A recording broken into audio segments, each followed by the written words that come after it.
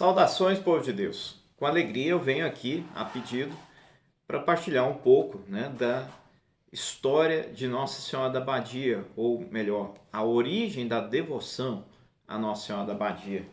Esta que é nossa padroeira do município de Ipameri e que todo o povo, de Pamerino tem muito carinho e a honra com a sua devoção. Então nós temos essa história dividida em três partes, das quais nós vamos desmembrar refletindo sobre a origem da devoção em Portugal. Nós temos a história, a chegada em Goiás e temos depois a chegada da devoção em Ipameri. Então algumas influências que levaram a isso e também refletir um pouquinho sobre a devoção a Nossa Senhora. Então tudo isso pode ser encontrado no livro sobre a história de Ipameri, As Terras do Divino Espírito Santo, o desenvolvimento histórico do município de Ipameri, que a gente teve a oportunidade de publicar e lançar no ano de 2017. Pode ser encontrado na Secretaria Paroquial de Ipameri ou mesmo na Casa do Artesão, ali em Ipameri. O preço são R$10, bem acessível, Então, pegando um pouquinho desse histórico, nós temos ali em Portugal uma forte devoção mariana. Então, a devoção à Nossa Senhora, como nós sabemos, Nossa Senhora é a mãe de Jesus. É a mesma Maria ali que nós encontramos nos evangelhos. Maria, ela recebe vários títulos ao longo da história. E dependendo da localidade onde ela apareceu, onde ali aconteceu algum fato milagroso ou devido a alguma qualidade de Nossa Senhora, algum atributo dela, nós vamos encontrar ali o significado dos títulos, Então, Nossa Senhora de Fátima, porque apareceu Nossa Senhora ali na cidade de Fátima, Nossa Senhora de Lourdes, porque apareceu em Lourdes, Nossa Senhora Aparecida, que é a imagem ali da Imaculada Conceição, A Imaculada Conceição é um dogma da igreja, que Nossa Senhora nasce, ela é concebida sem pecado, imaculada, sem a mácula, sem a mancha do pecado original, porque ela é pré-redimida ali, preparada para ser a mãe de Jesus e para ser a mãe ali de alguém tão extraordinário. Deus a preservou também da mancha do pecado original. E aí a Aparecida, porque apareceu a imagem ali nas águas do rio, Então, o significado desse título e tantos outros títulos, que Nossa Senhora vai receber ao longo da história. O título Nossa Senhora da Abadia também tem sua origem, seu significado, nós vamos explorar agora. Mas uma coisa que a gente tem que ter em conta é, como diz o Roberto Carlos, numa de suas músicas, Nossa Senhora de Fátima das Dores da Guia, Virgem da Lampadosa, me ilumina, me guia. E aí ele vem para o refrão. Todas as Nossas Senhoras são a mesma Mãe de Deus. Então, Mãe de Deus porque Jesus é segunda pessoa da Santíssima Trindade e, sendo assim, ele é Deus com o Pai e o Espírito Santo. Se Jesus é Deus com o Pai e o Espírito Santo e Nossa Senhora dá a luz ao Filho de Deus, que é também Deus com o Pai, então ela é a Mãe de Deus. Não que ela tenha a divindade tenha origem nela, mas nela se fundiram o humano e o divino, e dela Deus tomou carne e veio habitar no meio de nós. Jesus se fez homem e encontra por ela essa passagem para chegar até nós. Então Maria, a Mãe de Deus. Então Nossa Senhora, independente do título que ela tenha, é a mesma Maria, Mãe do Senhor. E Nossa Senhora. Então, povo de Deus, vamos lá. A devoção, ela surge com esse título, Nossa Senhora da Abadia, em Portugal. E como ela surge? Então, por volta do século VII e até o século VIII, havia ali em Portugal, na região de Bouro, que é ali um território pertencente à Arquidiocese de Braga, em Portugal, um mosteiro beneditino muito antigo, onde havia os monges beneditinos. E ali Esse mosteiro tinha o título dedicado a Nossa Senhora e São Miguel. Só que na região desse mosteiro, toda a região foi dominada pelos árabes, muçulmanos, islâmicos, e havia ali a perseguição aos cristãos. Com isso, todos os cristãos da região fugiram.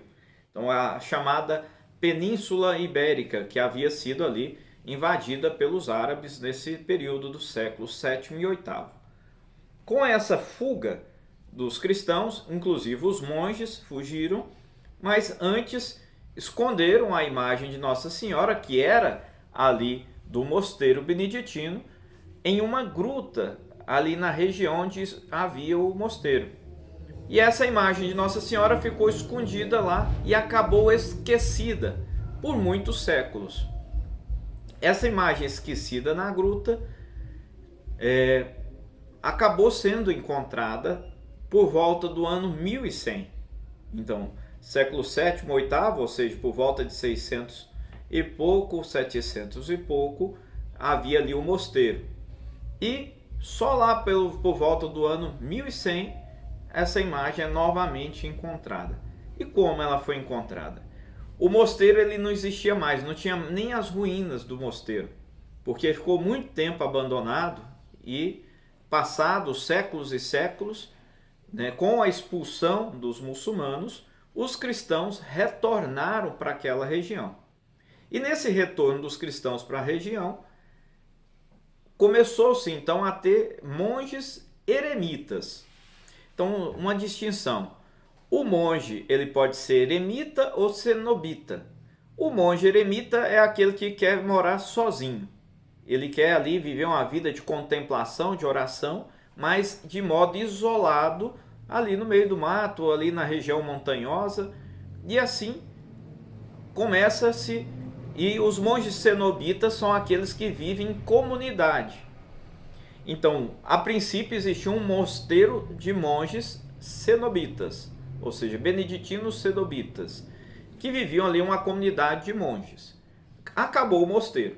Então, ali naquela região, passou a existir um monge eremita. Ele era chamado de Lourenço. E ali tinha até um título de Frei Lourenço. Na região ele era muito conhecido por ser ali uma pessoa de oração. Às vezes algumas pessoas o procuravam, apesar dele preferir ficar sempre sozinho ali em oração e meditação. Um homem ali da região perdeu sua esposa no parto. Alguns dizem que ele se chamaria Paio Amadio ou outros Pelágio Amadio. Certo é que quando ele perdeu sua esposa no parto, tendo ele um filho, anteriormente, também dessa esposa, ele entrega o filho aos avós para que eles possam cuidar. E ali, meio desesperado com a situação da perda da esposa, e ele era um nobre fidalgo, uma pessoa de posses, ele largou tudo ali e quis se tornar também um monge eremita. Então ele foi procurar o Frei ali, Lourenço, que a princípio o rejeitou. Disse, não, eu quero viver aqui como eremita e não cenobita, eu quero viver isolado. E você é um fidalgo, você nunca vai conseguir se adaptar a essa vida áspera e difícil aqui, como a minha que eu levo. E o Pelágio, ou Paio Amadio, ali insiste e não vai embora. Por mais que o Frei Lourenço mandasse ele embora, ele não foi embora. Com o tempo e a insistência, ele acabou sendo recebido, acolhido pelo Frei Lourenço. E ali eles começaram a viver uma vida de espiritualidade mística. Então, acontece que, uma certa ocasião, o Frei ali Amadio está ali na noite fazendo um momento de oração e viu luzes vindo de uma região rochosa, ali onde havia algumas rochas, ali uma montanha. E ele comentou isso no outro dia com o Frei Lourenço. E o Frei Lourenço falou, se você vir novamente, você me chame para que eu também veja. E na outra madrugada, quando estava ali na vigília das 3 horas da manhã, ele viu novamente as luzes vindo daquela região. Então ele chamou o Frei Pelágio. E no outro dia eles foram até aquele local. E quando eles viram a abertura, era uma espécie de uma gruta, e ao entrarem lá dentro, acabaram encontrando a imagem de Nossa Senhora. Essa imagem de Nossa Senhora, eles a pegaram e levaram para o local onde eles dormiam. Mas no outro dia a imagem desapareceu. E eles ficaram sem entender e foram até aquela gruta onde a imagem tinha sido encontrada e ela estava lá novamente. Então pegaram a imagem e levaram uma segunda vez para o local onde eles dormiam. E curiosamente, a imagem pela segunda vez desaparece. Então eles vão novamente ali até a gruta e encontram a imagem lá pela terceira, né, mais uma vez. Então levam uma terceira vez ali para onde eles dormiam e a imagem de novo retorna para onde eles tinham encontrado.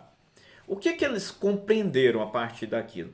Eles entenderam assim, que Nossa Senhora não queria sair de lá, que queria que ali ficasse a sua imagem.